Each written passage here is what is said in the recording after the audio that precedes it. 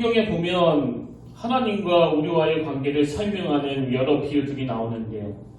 그 중에서 이제 하나님과 우리와의 관계를 목자와 양의 관계다, 이렇게 설명하는 말씀들이 있습니다.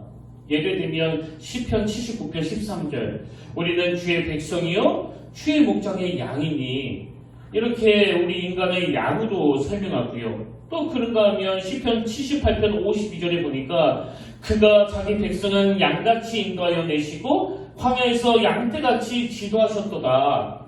또 이사야 40장 11절, 그는 목자같이 양떼를 먹이시며 어린 양을 그 팔로 모아 품에 안으시며 전복이나 암컷들을 온순히 인도하시리로다. 이렇게 구약에서 하나님과 우리 사이를, 그리고 오실 메시아에 대하여 이 목자와 양의 관계를 가지고 설명하는 구절들을 볼 수가 있고요. 또 신약으로 와서도 이제 예수님께서 당신을 설명하시면서 같은 내용으로 말씀하시는 게 나옵니다.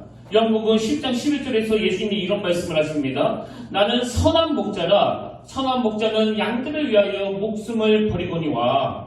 또 14절, 나는 선한 목자라. 나는 내 양을 알고 양도 나를 아는 것이 내 아버지께서 나를 아시고 내가 아버지를 아는 것 같으니 나는 양을 위하여 목숨을 버리노라. 이렇게 예수님이 그 십자가의 의미를 그 양을 위하여 목숨을 버리는 그 선한 목자 이미지로 설명하는 것을 볼 수가 있고요. 그런가 하면 오늘 보면 시편 23편도 마찬가지 아닙니까? 1절에 보니까 여호와는 나의 목자시니 내게 부족함이 없으리로다. 이렇게 하나님과 우리의 관계를 이 목자와 양의 관계로 설명을 하시는데요. 그러면 이런 질문이 가능하지 않습니까? 왜 하나님은 그 수많은 짐승 중에서 우리를 양으로, 하나님을 목자로 설명하시는가? 그 당시 문화를 가지고 설명하는 측면도 있지만요. 그것보다 더 중요한 게 뭐냐면 그 양의 특징 때문에 그렇습니다. 그 이종수 목사님이 쓴 시편 23편이라는 책에 보면 이 양의 특징을 몇 가지로 설명해 놓았는데요. 이 양의 첫 번째 특징이 뭐냐니까, 여러분, 이 양은요 끝없는 보호가 필요한 연약한 동물이라는 거예요. 이건 우리가 다 알고 있는 내용 아닙니까? 우선 양 하면 자기를 보호할 수 있는 힘도 없고요. 그리고 빠르게 달리지도 못해서 도망도 잘 못 칩니다. 그리고 참 웃기는 게 이 양들 중에는 그 뿔 달린 양이 또 있지 않습니까? 근데 이 뿔 달린 양을 가만히 보면 그 뿔을 자기를 잡아먹으려고 달려드는 그 적을 공격할 때 쓰는 게 아니고 주로 지들끼리 싸울 때 이 뿔을 사용해요. 이렇게 참 미련한 게 우리 인간하고 좀 비슷하지 않습니까? 그래서 교회 안에서 그렇게 뿔 가지고 서로 싸우는 건, 이건 참 어리석은 양의 모습 같아요. 우리의 적은요 우리끼리가 아닙니다. 우리가 대적해야 되는 원수마귀 사단은 따로 있거든요. 그런가 하면 이 양의 두 번째 특징이 뭐냐 하니까, 이 양은 방향감각이 나쁘기로 유명한 동물이라는 겁니다. 왜 그런가 하니까요, 양은 이 시력이 안 좋기도 하지만 특히나 이 근시안을 가진 동물이기 때문에 늘 한 치 앞밖에는 못 본다는 거예요. 그래서 계속 그 풀잎만 보고 거리다가 길을 자주 잊어버리고, 또 일단 길을 잃었다 그러면 그 방향감각이 어두워가지고요 다시 제 길로 찾아오는 걸 못하는 존재가 바로 이 양이라는 겁니다. 그래서 이 죄성을 가진 인간도 이 양과 너무 비슷하기 때문에 성경에도 이런 말씀이 나오는 거 아닙니까? 이사야 53장 6절, 우리는 다 양 같아서 그릇 행하여 각기 제 길로 갔거늘. 여러분, 우리가 똑똑한 것 같아도요 우리는 껄핏하면 그냥 각기 제 길로 가는 존재들이에요. 또 그런가 하면 마지막 세 번째로 양의 특징이 하나 더 있는데, 양은 고집이 세고 또 어리석은 동물로 알려져 있다는 겁니다. 그래서 존 데이비스라는 분이 쓴 그 완전한 목자 그 책에 보면 그 중동에서 직접 양치기를 했던 목자가 한 말을 인용하는데 한번 들어보시겠습니까? 나는 양과 염소를 기른 적이 있다. 염소들은 밉살스러워도 꽤 용리한 편이라서 기를 만하다. 그러나 양은 이 세상에서 가장 어리석은 동물이다. 양은 아둔하고 더럽고 겁이 많고 방어력이 없는 한심한 존재이다. 내 양은 항상 길을 잃고 다치고 뱀에 물리기 일수이다. 양은 비를 피할 줄도 모르다. 나는 나의 목자 시절을 즐거운 마음으로 회상할 수 없다. 양은 정말 한심한 동물이다. 이 목자는 이 양한테 완전히 진절머리가 난 것 같아요. 여러분, 왜 하나님께서 당신과 우리를 설명하실 때 이 목자와 양의 관계로 설명하시는지 아시겠죠? 한마디로 이 양이라는 존재는 목자의 보호가 없으면 살 수가 없는 그런 미련하고 약해 빠진 존재라는 겁니다.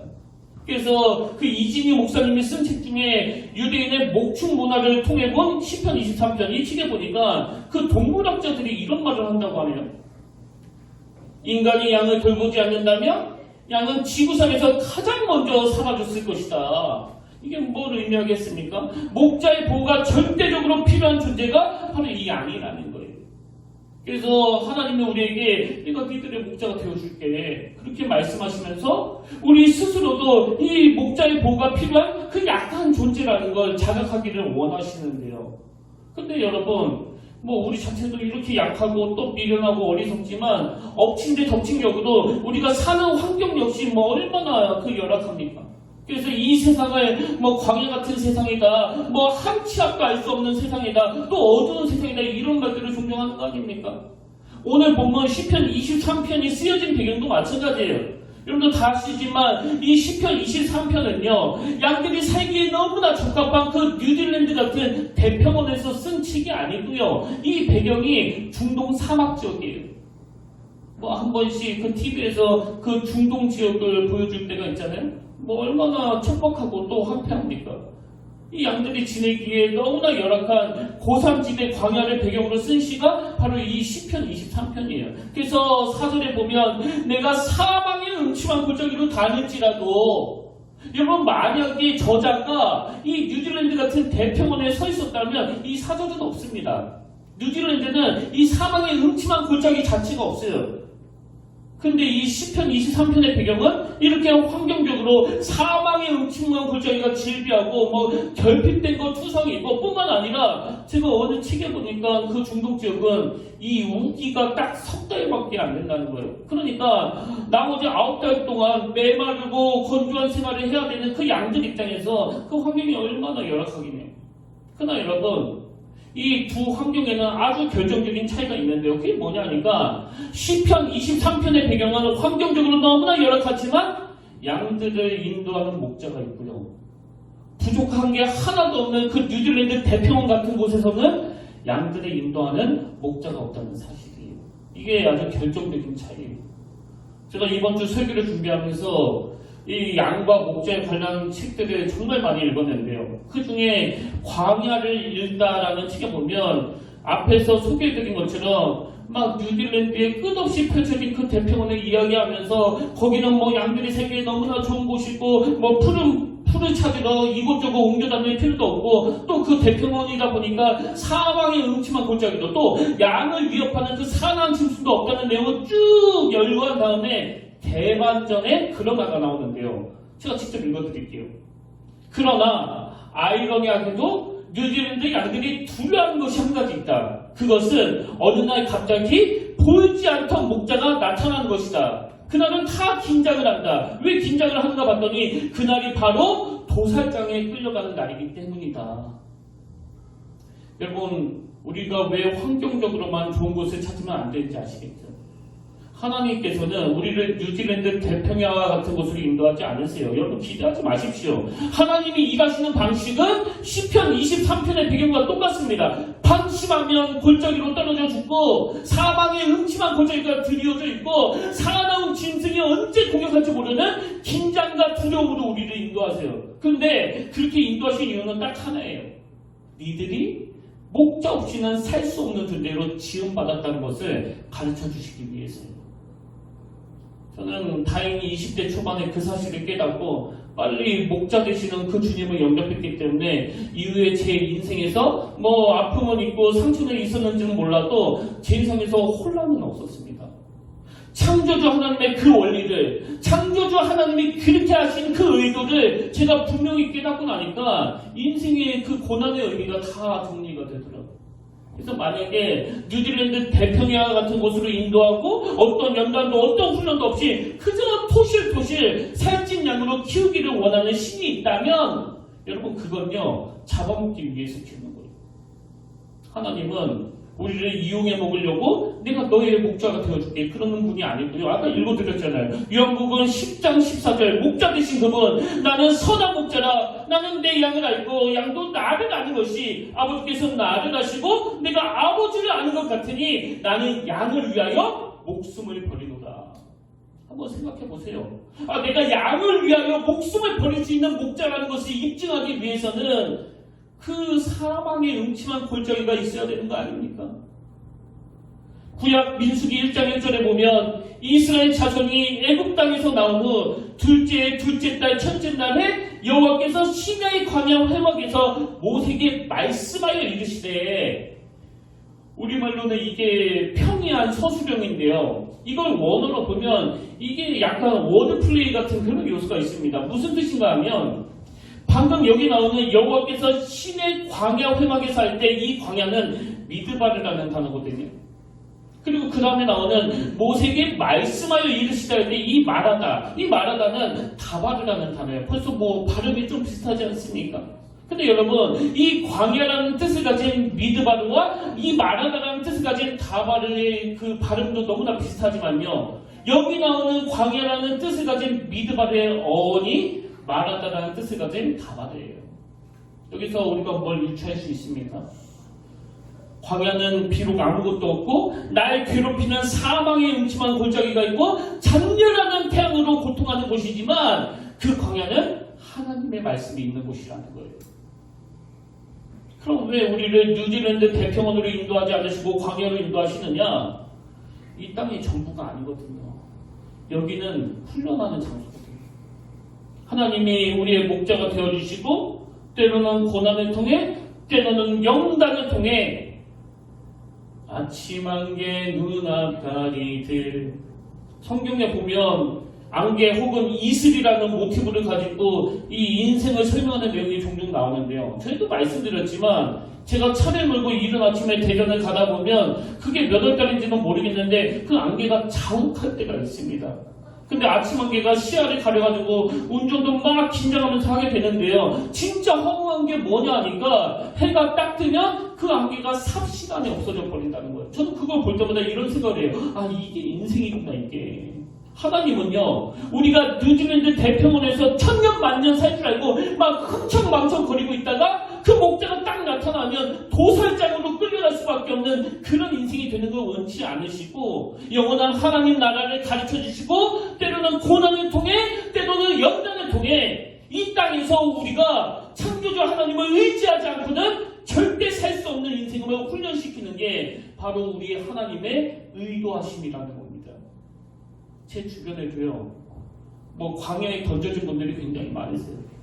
갑자기 암을 만나고, 갑자기 그 가정에 위기가 오고, 그렇게 잘 되던 사업이 갑자기 문을 닫을 지경이 돼서 힘들어 하시는 분들이 꽤 계시는데요. 여러분, 바로 그때가 하나님의 말씀이 들려줘야 되는 그 광야의 시간이라는 걸 믿으시기 바랍니다. 말씀을 들어야 돼요. 제 가족들은 다 할 거예요. 그리고 저도 너무너무 잘 압니다. 저는 사실 목사로서 또 담임 목사로서 굉장히 부족한 사람이에요. 내가 얼마나 연약한지, 내가 얼마나 두려움이 많은지 여러분 저는 저를 잘 알잖아요. 그럼에도 불구하고 지난 4년 동안 여기 평택교회에서 목회하면서 왜 단 한 번도 혼란을 겪지 않았나, 셀 수도 없을 만큼 그 원수 마귀들이 나를 공격했지만 어떻게 단 한 번도 넘어지지 않았나. 비록 저는 양처럼 연약하기 짝이 없는 인생이고 비록 저는 양처럼 어리석은 인생이지만요, 그걸 너무나 잘 알기 때문에 저는 매일 홀로 광야에 서서 하나님의 말씀을 듣거든요. 하나님의 지도를 받거든요. 그래서 제 목표는, 제 인생은 어떤 혼란도 어떤 혼미함도 없는 목자 되신 하나님의 인도하심을 매일 경험하는 삶이에요. 제가 강할 필요가 없잖아요. 제가 지혜로울 필요가 없잖아요. 제가 똑똑할 필요가 없잖아요. 왜? 저에게는 가르쳐 주시는 그 목자가 계시니까요. 이런 의미에서 저는 오늘 저와 여러분의 삶에 목자 되신 예수 그리스도를 영접하게 되면 그 목자가 어떤 역할을 하시는가를 두 가지로 설명해 드리기를 원하는데요. 첫 번째로요, 평상시에는 일상생활 속에서는 그 목자가 나침반 역할을 하신다는 거예요. 자, 3절을 보십시오. 내 영혼을 소생시키시고 자기 이름을 위하여 의의 길로 인도하시는도다. 여기 나오는 의의 길로 인도하시도라를 오늘 시편 23편에 빗대어 말씀드리자면 양이 갈 때 안전한 그 길로 인도하신다는 뜻이에요. 양이 걸어가기에 안전한 그 길로 인도하신다. 제가 아까 앞에서 언급한 그 광야를 읽다라는 책에 보면 그 미국에서 일어났던 그 실화를 가지고 이 부분을 설명하는데요. 그 내용이 뭐냐니까 한 가족에게 일어난 비극적인 사고 이야기예요. 보통 미국 사람들에게 이 추수감사절은 이제 휴가 또 연휴로 인식이 돼가지고 그 여행을 참 많이 떠난다고 하는데요. 어느 가족이 이제 추수감사절 여행을 떠나갑니다. 시애틀에 있는 그 친척집을 방문하고 그리고 나서 이제 남은 시간에 해변가에 들려서 우리끼리 휴가를 좀 보내자 그런 일정을 짰나 봐요. 그래서 친척집을 다 방문하고 나서 이제 5번 고속도로를 타고 42번 도로로 갈아타면 금방 목적지에 도달하게 되는 그 시점인데요. 아버지가 운전하다가 그만 그 길을 깜빡 놓친 거예요. 42번 인터체인지를 놓치고 한 8km, 9km를 더 가버린 겁니다. 뭐 그때라도 되돌아왔더라면 아무 문제가 없었을 텐데요. 이 아버지가 딱 지도를 봤더니 이 길로 1시간 정도 더 내려가면 지름길이 있네. 그래서 우리 한번 이 길로 가보자. 그러고 간 겁니다. 근데 1시간을 쭉 가다가 막상 지름길로 들어가 보니까 그 지름길이 굉장히 험한 산길이에요. 또 엎친 데 덮친 격으로 그날 또 막 눈까지 내리는 거예요. 그래서 그 험한 산길을 가다가 막 눈까지 내리다 보니까 뭐 오도 가지도 못하고 그만 고립이 돼버렸는데요. 기온은 막 영하로 떨어지고 자동차 기름도 떨어진 그런 상태에서 장작 파기를 거기에서 고립이 된 상태도 있었다는 겁니다. 그리고는 야생 열매를 막 따먹으면서 그렇게 연명을 하다가 이러다가 우리 다 죽는다 굶어서. 그래서 이제 이 아버지가 뭐 가장으로서 그 책임감이 있으니까 아내와 두 딸한테 기다리고 있어라. 내가 내려가서 사람들을 불러오겠다. 그리고는 이 아버지가 그 구조제를 찾으러 그 눈 내린 산길을 막 내려갔는데요. 정말 안타까운 건 아내와 두 딸은 구조가 됐는데 불행하게도 그 아버지가 이틀 뒤에 동사, 시신으로 발견이 된 거예요. 그러면 어떻게 이틀 뒤에 발견이 되었나? 나중에 알고 보니까 바로 그 동쪽 방면으로 한 4km, 5km 떨어진 곳에 그 산장이 있었다는 거예요. 여러분 만약에요. 아무 데도 안 가고 그 자리를 지키고 있었더라면 혹은 동쪽으로 4km만 갔더라면 이틀 뒤에 이 아버지 구조될 수 있었습니다. 살 수 있었어요. 근데 그만 자기가 가지고 있는 그 지도만 의지하다가 엉뚱한 길로 접어들어서 이틀 있다가 그 동사 걸려 시신으로 발견된 거 아닙니까? 여러분 이게 인생이에요. 이게 내 경험, 내 지식, 내 실력, 내 손에 들려있는 그 지도로는 다 알 수 없는 게 바로 인생이에요. 그래서 우리에게는 이 목자가 필요하다는 겁니다. 지도를 뛰어넘는 그 지역을 잘 알고 그 지역을 경험한 그 가이드가 필요하다는 거예요. 예전에도 제가 한번 그 이야기를 들었었는데요. 요새는 그 내비게이션이 길을 다 가르쳐 주니까 뭐 낯선 지역을 가도 뭐 하나도 불편하지가 않는데 제가 한 번은 옛날에 그 처음 가보는 동네에서 그 핸드폰 배터리도 다 떨어지고 또 그 내비게이션까지 고장나가지고 계속 빙빙빙빙 제자리만 돌았던 그런 말씀을 제가 드린 기억이 있거든요. 그때 뭐 얼마나 그 식은땀이 나든지 굉장히 제가 난감했었는데요. 여러분 그런 의미에서 제가 여러분들에게 묻습니다. 여러분 인생에 그 내비게이션이 장착되어 있습니까? 더 중요한 질문. 그 내비게이션은 믿을만 하십니까? 고장나 있는 상태는 아닙니까? 느헤미야 9장 19절에 이런 말씀이 나옵니다. 주께서는 주의 크신 긍휼로 그들을 광야에 버리지 아니하시고 낮에는 구름기둥이 그들에게서 떠나지 아니하고 길을 인도하며 밤에는 불기둥이 그들이 갈 길을 비추게 하셨사오며 이 말씀은 이스라엘 윗대 어른들이 홍해를 건너서 그 광야를 배회할 때 하나님이 어떻게 인도하셨는지를 하나님의 어떤 가이드가 되어주신지를 설명한 내용이거든요. 저는 저의 지난 인생을 쭉 돌아보면 딱 이 말씀 그대로예요. 낮에는 구름기둥이 그들에게서 떠나지 아니하고 길을 인도하며 밤에는 불기둥이 그들이 갈 길을 비추게 하셨사오며 이게 딱 저의 인생이에요. 저는 진실로 이 말씀이 우리 성도님들에게도 적용이 되는 말씀이 되기를 원합니다. 그런가 하면 두 번째로 이 목자가 하는 일이 더 있는데요. 여러분 평상시에는 그렇게 가이드 역할을 해주시는데 뭐 아시지만 우리는 그 미련한 양들처럼 말 안 듣는 존재 아닙니까? 그 목자의 인도를 안 받고 계속 딴 길로 걸어가다가 길을 잃어버리기 쉬운 게 바로 우리 인생인데요. 그럴 때 이 목자가 하시는 두 번째 역할이 뭐냐? 잃어버린 양을 제자리에 데려다 놓으심. 잃어버린 양을 제자리에 데려다 놓으심. 저는 이번에 이 시편 23편 말씀을 준비하면서 특히 이 3절 이것을 새롭게 발견했는데요. 여러분 3절 한번 보시겠습니까? 내 영혼을 소생시키시고. 케네스 벨리가 쓴 선한 목자라는 책에서 이 부분을 뭐라고 설명하는가 하니까 여기 나오는 내 영혼을 소생시키고는 다른 말로 하면 그가 나를 제자리에 데려다 놓다이다. 이게 막 너무나 와닿더라고요. 내 영혼을 소생시키고가 엉뚱한 길에서 헤매는 나를 제자리로 돌려놓는다는 그런 뜻을 가지고 있다는 거예요. 그 내용을 계속 한번 들어보시겠습니까? 그는 나를 제자리에 데려놓는다는 이 말의 의미는 양이 길을 잃었을 때 선한 목자는 양을 추적하고 찾아서 다시금 데리고 와야 한다는 표현에서 그 설명이 분명해진다. 레바논 성지에 사는 목자들은 내게 길 잃은 양에 대한 정황을 설명해 주었다. 일단 양이 스스로 길을 잃어버렸다는 것을 알게 되면 양은 덤불 속이나 바위 밑에 숨어서 파르르 떨며 매 소리를 낸다는 것이다. 그때 목자는 이 양이 야생동물에게 발각되어 먹이가 되지 않도록 신속히 찾아내야 한다. 그렇게 발견된 양은 극도로 불안정하여 제대로 걸을 수조차 없기에 목자는 양을 어깨에 걸쳐매고 양무리 혹은 마을로 돌아온다. 이 명확한 그림이 추상적 개념으로 대체가 된다면 시편 23편에 나오는 잃어버린 양의 이미지는 증발해버린다. 그동안 저는 이 시편 23편을 읽으면서도 잃어버린 양의 이미지를 증발한 채로 읽어버린 거예요. 다시 말씀드립니다.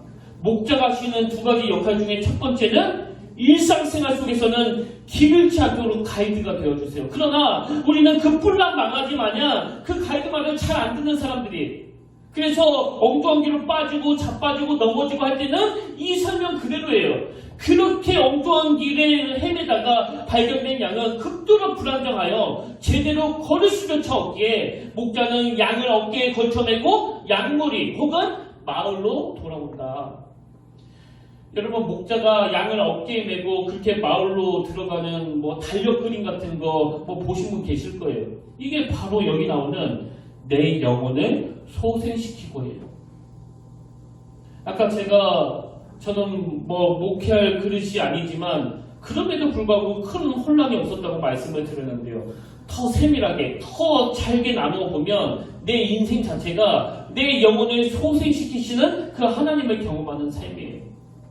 옆길로 빠질 때마다 끊임없이 들쳐매고 원래 자리로 되돌려 놓으시는. 제가 4년 동안 이 자리에서 단 한 번도 놀랄 일 없이 혼미한 일 없이 아무렇지도 않게 설교를 했지만 여러분 그 과정에서 이 소생시켜주시는 그 은혜가 없었다면 저는 이 자리에 절대 설 수가 없습니다. 이 두 가지를 꼭 정리하십시오. 일상생활 속에서는 하나님이 나의 내비게이션, 가이드가 되어주세요. 그리고 옆길로 빠져 엉뚱한 곳을 헤매고 있을 때 걸을 수조차 없는 그 양을 어깨에 들쳐매고 원래 자리로 되돌려주시는 역할을 하시는 분, 그분이 바로 목자 되신 우리 주 예수 그리스도이신 줄 믿으시길 바랍니다. 자, 그러면요 이제 각도를 바꿔가지고 좀 더 구체적으로 그럼 목자를 모신 인생은 어떤 혜택을 누리고 사느냐. 여러분 목자를 모신 인생이 누리는 복이 딱 두 가지가 있는데요. 그 첫 번째 복이 뭐냐 하면 목자를 모신 인생은 현실에 자족하는 인생이 된다는 겁니다.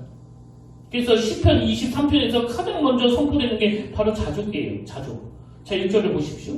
여호와는 나의 목자시니 내게 부족함이 없으리로다. 이렇게 자족을 선포하고 나서 그 다음 2절로 넘어갑니다. 그가 나를 푸른 풀밭에 누이시며 쉴만한 물가로 인도하시는도다. 제가 이번에 그 케네스 베일리가 쓴 선한 목자라는 책을 많이 참고했는데요. 거기 보니까 그 푸른 풀밭에 누이시고의 의미를 너무 잘 설명했더라고요. 잘 들어보십시오.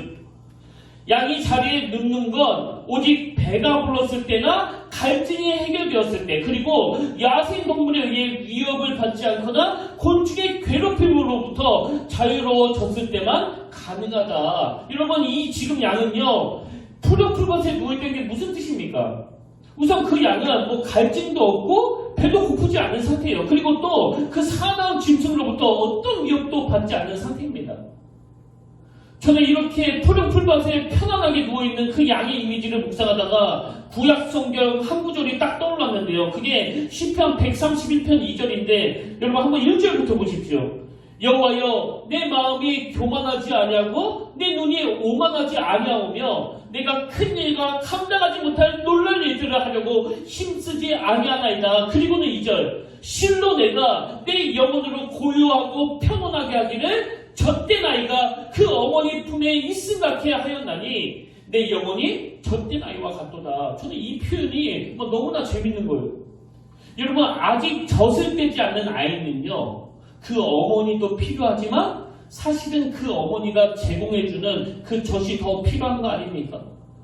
아직 젖을 떼지 않는 그 상태에서 대상은요, 별로 중요하지 않습니다. 누군가가 줄인 자기 배를 채워만 준다면 옆집 아줌마가 젖을 제공한다고 그걸 거절하겠습니까? 소젖도 먹는데.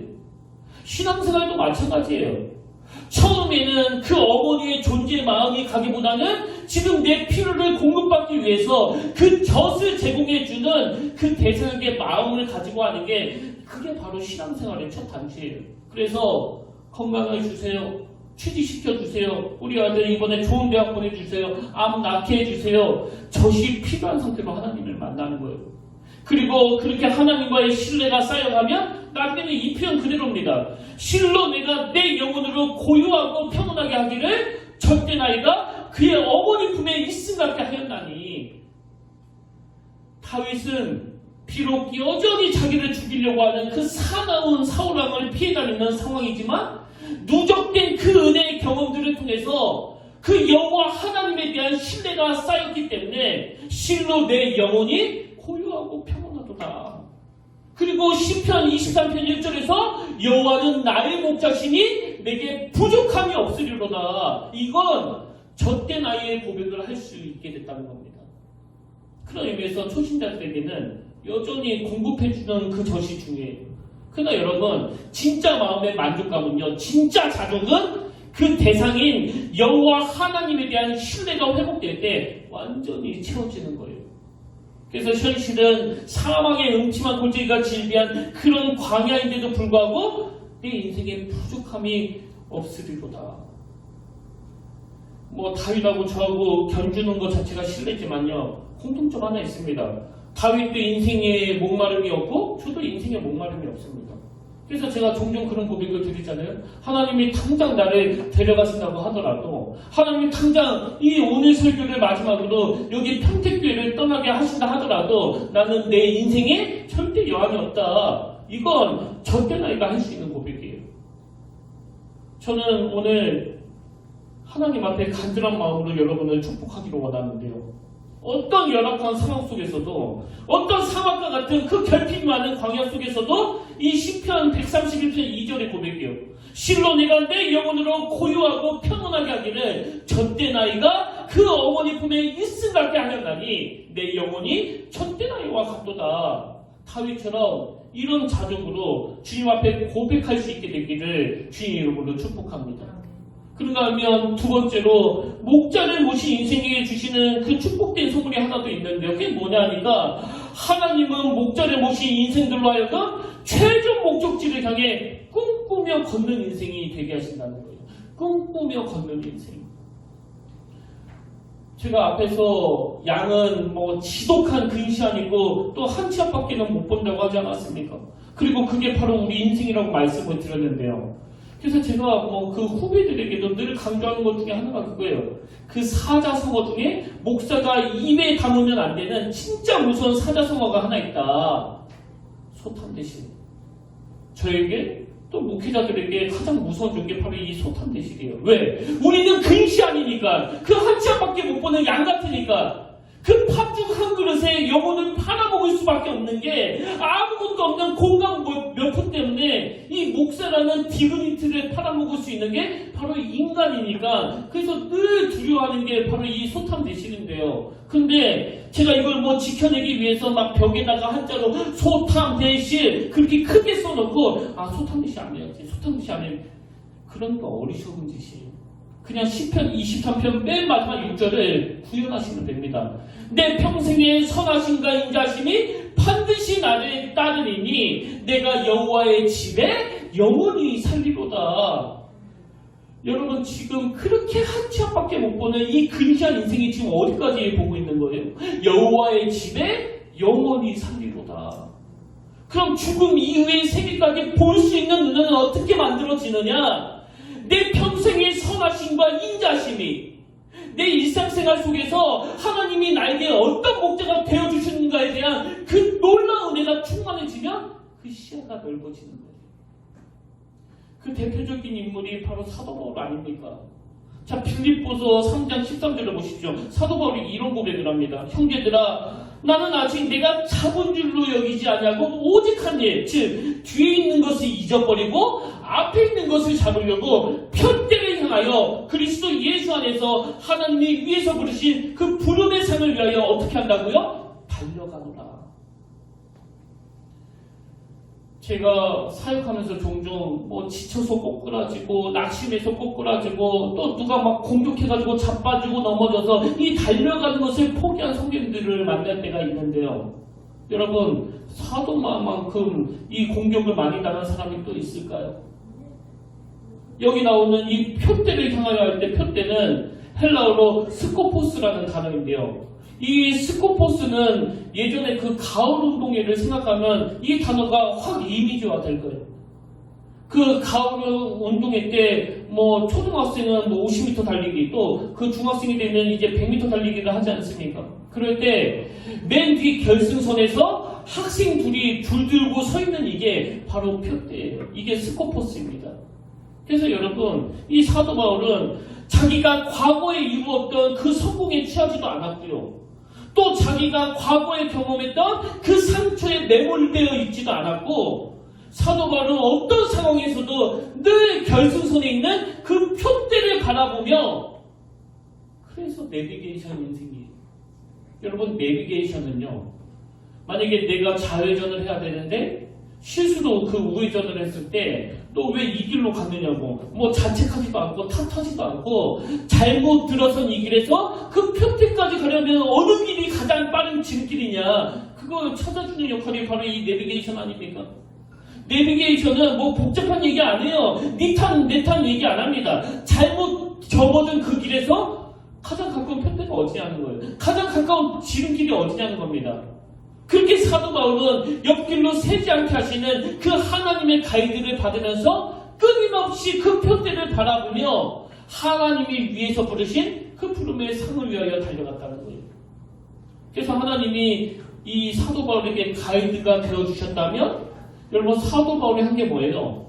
그 표대를 바라본 거. 자, 이거에 대해서 설명을 드리자면요. 아까 제가 소개해드린 책 중에 그 이중수 목사님이 쓰신 시편 23편 이 그 책에 보면 여러분 이런 내용이 나옵니다.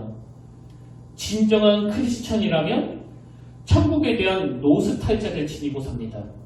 노스탈자라는 말은 노스토스와 알고스라는 이 두 개의 합성어를 합친 단어입니다. 노스토스는 고향으로 돌아간다는 말이고 알고스는 고통이라는 뜻입니다. 다시 말해 향수병이라는 의미입니다. 여러분 하나님이 오늘 우리를 뉴질랜드 대평원과 같은 안락한 곳으로 인도하시지 않는 이유가 우리 인생에 목자가 필요하다는 것을 자각시켜 주시기 위함이라고 그랬는데요.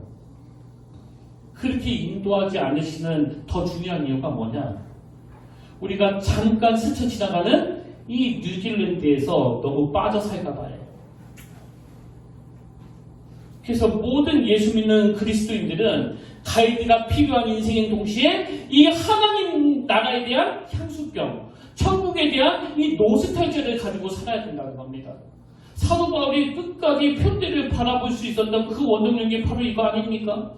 천국에 대한 노스탈지아, 하나님 나라에 대한 향수병. 여러분 정말 믿음이 좋으세요? 근데 하나님 나라에 대한 이 향수병이 없다면 그건 진정한 크리스천이라고 말하기 어렵습니다.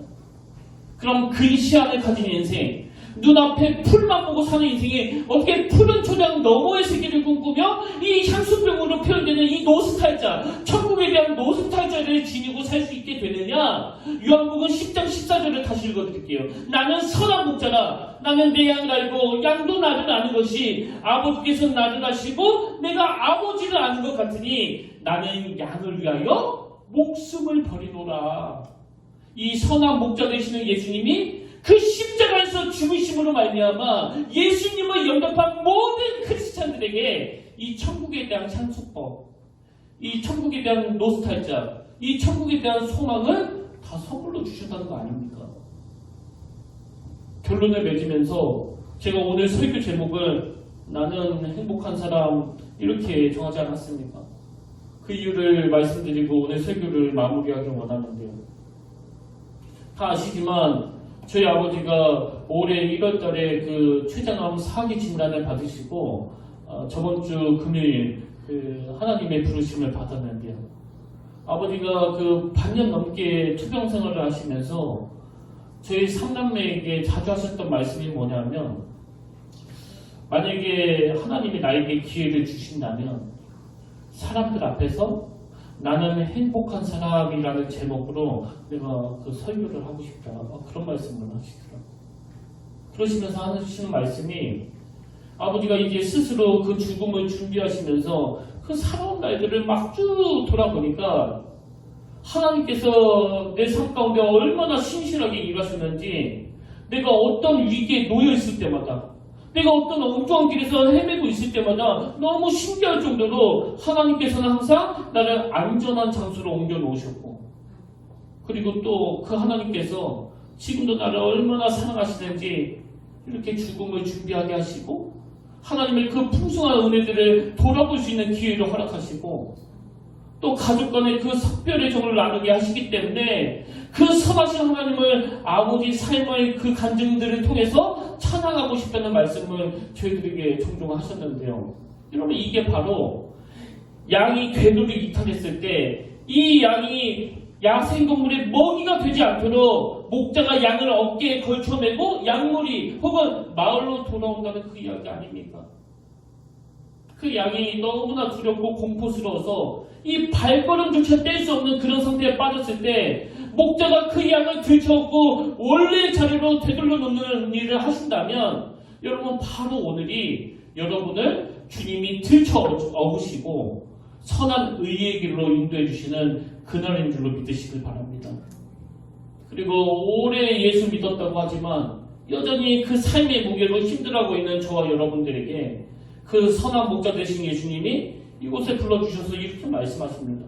마태복음 11장 28절, 수고하고 무거운 짐진 자들아 다 내게로 오라. 내가 너희를 쉬게 하리라. 비록 현실은 시편 23편과 같이 사망의 음침이가 질비하는 그런 열악한 환경이지만 내 영혼을 소생시키시고 참 평안과 천국에 대한 소망을 주시는 분이 바로 우리 주님이시고, 비록 아버지가 죽기 전에 단 한 번이라도 사람들 앞에서 설교했으면 좋겠다고 하는 그 꿈은 이루어지지 못했지만, 이렇게 아들을 통해서 아버지의 꿈을 이루게 하시는 그분이 바로 우리가 믿는 선하신 주님이신 줄로 믿습니다. 그래서 저는 저와 여러분 모두가 다 일상생활에서 가이드가 되어주시는 그 선한 주님의 인도함을 받다가 그 삶의 마지막에 나는 정말 행복한 사람이라고 고백할 수 있는 이 천국에 대한 노스탈자를 지닌 하나님의 소유된 백성이 되시기를 주님 이름으로 축원합니다. 그래서 저는 아버지가 좋아하셨던 그 병상에서 자주 들으셨던 찬송가 413장을 오늘 여러분들과 함께 부르기를 원하는데요. 참 이 찬양 오래간만에 부르는 것 같습니다. 내 평생에 가는 길 순탄하여 늘 잔잔한 강 같든지 큰 풍파로 무섭고 어렵든지 나의 영혼은 늘 편하다. 여러분, 이 예배는요, 어떤 이론으로도 설명할 수 없는 사건이에요. 사건. 이 시간 목자 되시는 그분이 우리를 만나주시기 위해 친히 성령님을 보내주셨다는 것을 확신하면서 그럼 이 찬양 함께 사모하며 부르기를 원합니다.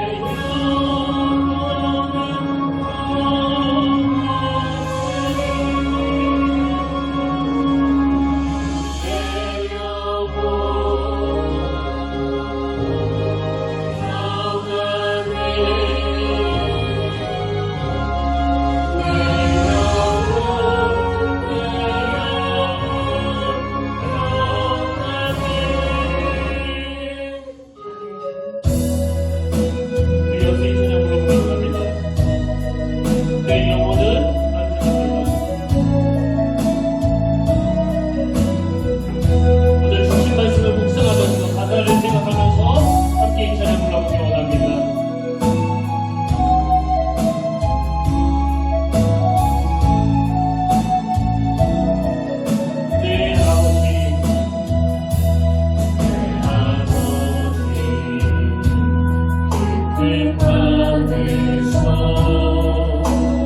영혼이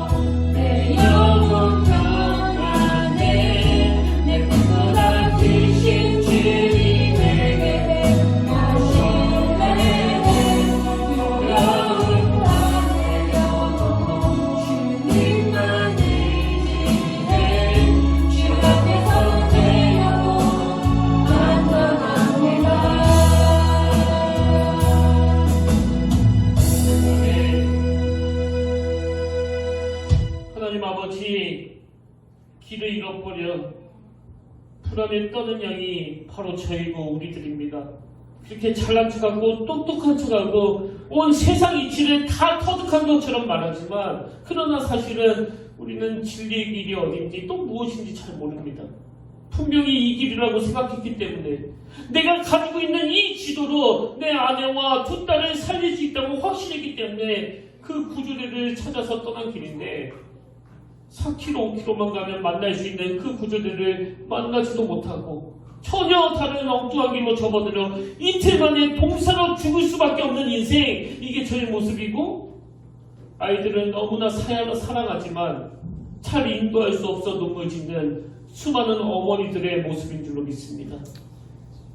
하나님, 오늘 우리 삶이 뉴질랜드 대표원과 같은 삶이라서 축복이 아니라 철저하게 연약한 나 자신을 인식하고 자각할 수 있어 축복인 줄로 믿사오니 오늘 이 미련한 양을 위하여 나는 너희들을 위하여 죽을 수 있다 말씀하시며 묵묵히 그 십자가 길로 걸어가신 그 주님이 나의 참 목자가 되시나의 사실을 깨닫게 하시고 내 평생에 그분의 선하심과 그분의 인자하심을 목도하며 하나님 나라에 대한 노스탈자, 천국에 대한 향수병을 지는 인생이 되게 하여 주시옵소서. 그런가 하면 하나님, 지난 한 주 사랑하는 아버지를, 사랑하는 남편을 잃은 그 유가족들의 눈물을 닦아주심에 감사드립니다. 오늘 내 영혼을 소생시키시는 그 목자의 이미지가 그 슬픔에 잠겨 우울할 수밖에 없는 연약한 저를 어깨에 다시 들쳐내고 원래 자리로 되돌려 놓으시는 분이 바로 우리 주님이시라는 사실을 기억하면서 어떤 상황에서도 다윗처럼 선하신 하나님을 신뢰하며 어떤 환경에서도 사도 바울처럼 그 표대를 향하여 끝까지 달려가게 하시고 이곳에서 예배하는 우리 모두가 다 인생 마지막에 나는 정말 행복한 사람이라고 고백할 수 있도록 아버지 끝까지 붙들어 주시옵소서. 그 은혜 자리로 인도하여 주실 줄 믿사오며 이 모든 말씀 사랑이 많으신 예수의 이름으로 기도드립니다. 아멘. 아버지의 장례를 은혜 가운데 너무나 잘 마쳤습니다. 여러분들이 바쁘신데도 불구하고 이렇게 시간을 내주셔서 그 먼 길까지 대전까지 찾아오신 것에 너무나 저에게는 큰 힘이 됐고 그리고 또 진심으로 너무나 감사드립니다. 아버지가 생전에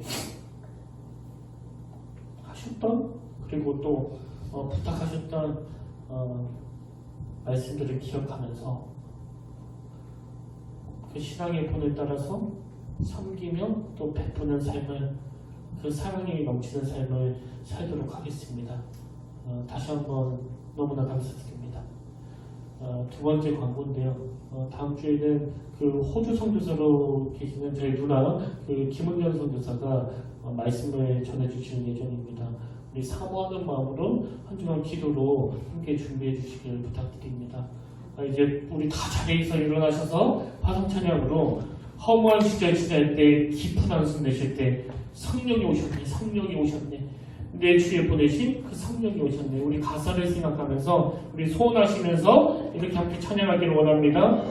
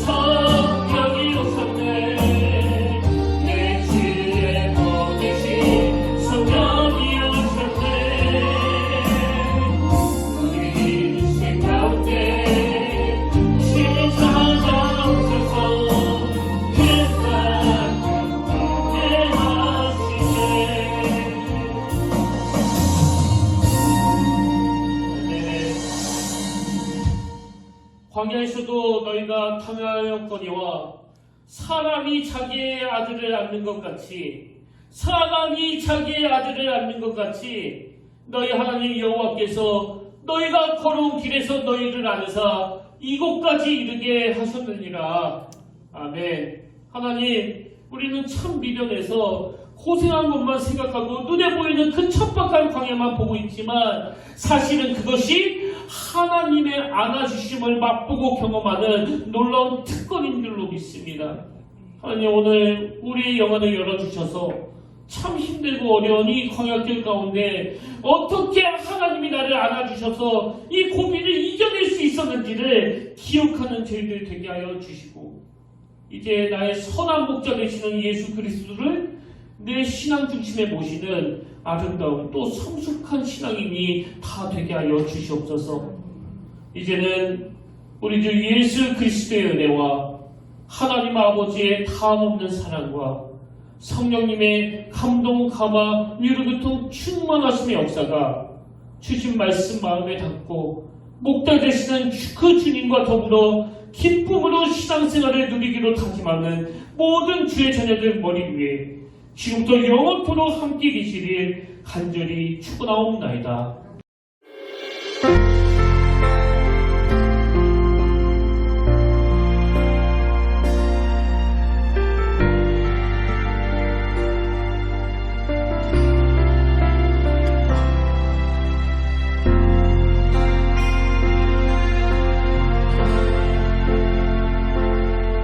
지금 서 있는 이곳에서 높임을 받으소서. 내가 밟는 땅 주님